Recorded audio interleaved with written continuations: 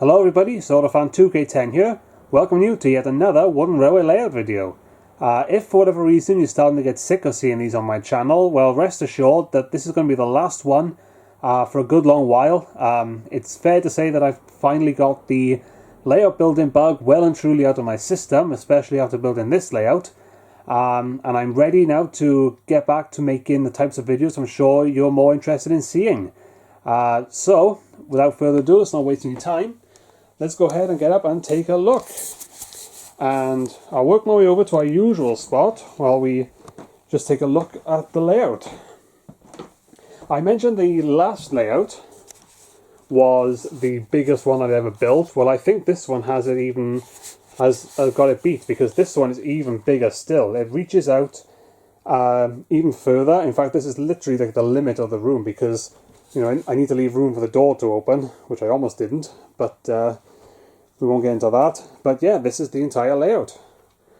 And usual rules apply. I'm only using wooden railway items.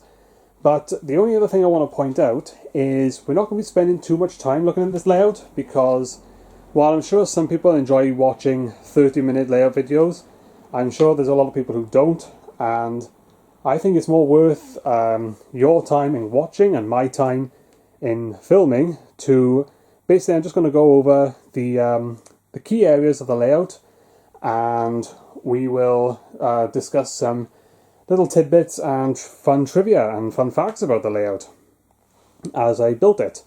So, speaking of which, we're going to start right here at the first part of the layout that I built. I have a bank of ideas in my head of layout of what I want to do on layouts, and usually I just pick one and start with it. And this is one that I had, which is putting these two Knapford covered bridges right in front of the station. Considering that they say Knapford in big bold letters right there, I think it makes sense. And I wanted to do this on the last layout, but I only had the one. But I got lucky and found a second one on eBay for fairly cheap. So really happy with how this all turned out. I also put it in the middle of the room versus up against the wall. Previously it's been like there and also over here, so it's been like up against something. So I tried to just challenge myself to put it in the middle. So I think it worked out alright, but it was quite tricky to get 4 lines to go different places. Behind the station is the yard. It's nothing too extravagant. In fact, there's only literally 3 sidings, just that one there and 2 over by there. But the only interesting thing to talk about here is this. I finally have 4 of these special engine sheds. And little disclaimer, I love these special engine sheds. I think it's one of the best destinations. It's one of the most useful ones you can incorporate on a layout. And something about seeing 4 of them next to each other just does something to my eye. I just really like seeing them. I think it's because 4 of them together make for a structure that's wider than it is tall, versus one engine shed on its own, which is taller than it is wide. And just the roof shape and just something about it just looks really, really realistic, and I really like it. So I'm happy I was finally able to do that. But anyway, we'll continue on over here to this corner where we have the coal station, which nearly didn't make into the layout because it was quite tricky to find a home for it. But I put it here, which is nice because previously I put it over there twice. So I was adamant I wanted to put it somewhere different, so I did. And also, the 2 lines coming from the cranes come to different places as opposed to coming off the same track, which is nice as well. The lines come down here to another idea that I was happy to incorporate. You've seen these 2 Brio double track tunnels, double bridge tunnels, whatever they're normally called, on previous layouts. But here's an idea that I had, which was putting these 2 T-switches between them. And I think it looks pretty cool. In fact, a few times it kept tricking my eye because I kept thinking that Thomas's line here would go straight across to Hero, but of course it doesn't. But I really like it. I like how it turned out. It leads down here to this junction area, which reminds me a little bit of the mainland junction from Journey Beyond Sodor. And I wanted to mirror this on the other side, but there just wasn't quite enough room and I couldn't quite connect all the tracks, so I had to get a bit creative. Over here is where we have the sawmill. It's fairly similar to what we did last time, with just all the various logging and lumber mill type destinations. But I quite like how it turned out. These two lines go to different places again. Usually I just have them connect to one and join to a main line, but I want it to be different. So I like how that turned out. There's the mountain tunnel, which again is nice to have in a different place. Just on the other side of the room for once. And it looks looks as grand as always. We've got that mountain waterfall thing at the back, which I like. And then we come over to this end of the layout, which is actually one of my favourite parts, which is right here. We've got these two, these are like IKEA branded hills. I've had one for several years. I think I used it on an old layout, and I got one recently in a lot of other items. And I decided early on I wanted to put them here just to break up this double track section. But these combined with the Brio equivalent of the Quarry mine tunnel going up and across that bridge over the two lines, which disappear off into the mountain, I really like it. It just looks like a really nice little area to me. We come over here into this corner where we have the one and only new item that I have to share with you, being the Sawmill dairy farm. This is one of the ones I had on my list because I really like how it looks. I think it'll make for a great set piece one day. It only lasted for about a year, I think, between 2001 and 2002. It works quite nice, but it's not very reliable, if you know what I mean. What happens is you're supposed to put those milk churns into that slot at the top and then push that green silo and they roll down. But it doesn't exactly work all the time. The barrels often fall out or don't land quite right. But it comes with those two cows, which is nice, and it's just a nice piece. I like it a lot, and I'm glad I managed to find a place to put it. Speaking of the farm, there's our usual residence up in the corner there. There's that mountain, spiral mountain thing we got, and it brings us then down to here, to the area of Tidmouth. Originally I had the shed coming off of that middle line that goes up onto that bridge, but it didn't quite work out because I couldn't get that bridge. It was impeding that bridge a bit. So I decided to do something completely different than what I've done before and put it off of that one awkward point on the turntable. And then the other one leads to that other small red shed. And with these two station pieces right here, everything having like a red roof just all coordinates quite nicely. And I like how it all turned out. And because those two are on those awkward points, it's turned the turntable into an 8-way switch this time, whereas normally just a 6-way. We've got that line where Samson is coming straight down here. We've got a line where Ryan is at the station, going across that way. Paxton at the back there, his line comes across this way. And then down here is Neville, and his line comes across as well. So I really like how it all turned out, especially with the way there's that T-switch there, which leads under the bridge and then to the turntable. I think this turned out really nice. And speaking of areas that turned out nice, is this right here, which is another idea I wanted to make use of. This is the curved viaduct, which I used on the last layout, but instead of using it in its original format, where it forms a 180 curve, I've broken it up and I put a crossing in the middle.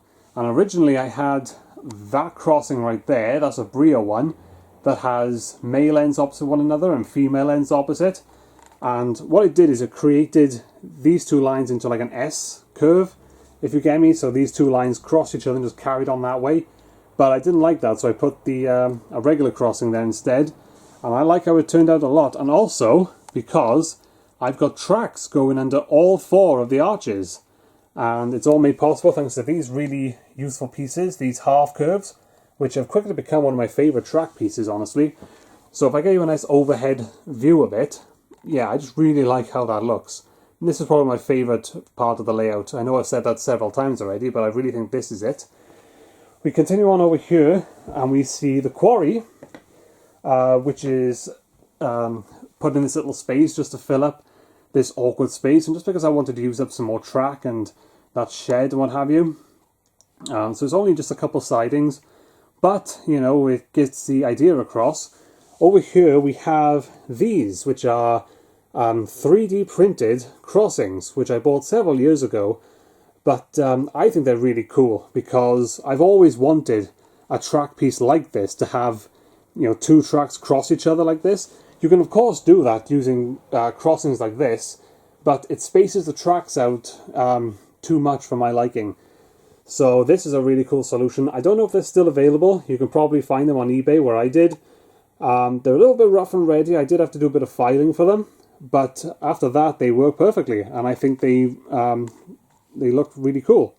And I'm happy I managed to find a useful place for them on layout. Over this way is Wellsworth Station with a turntable out front. That turntable, we're going to jump over here really quick, is to the works.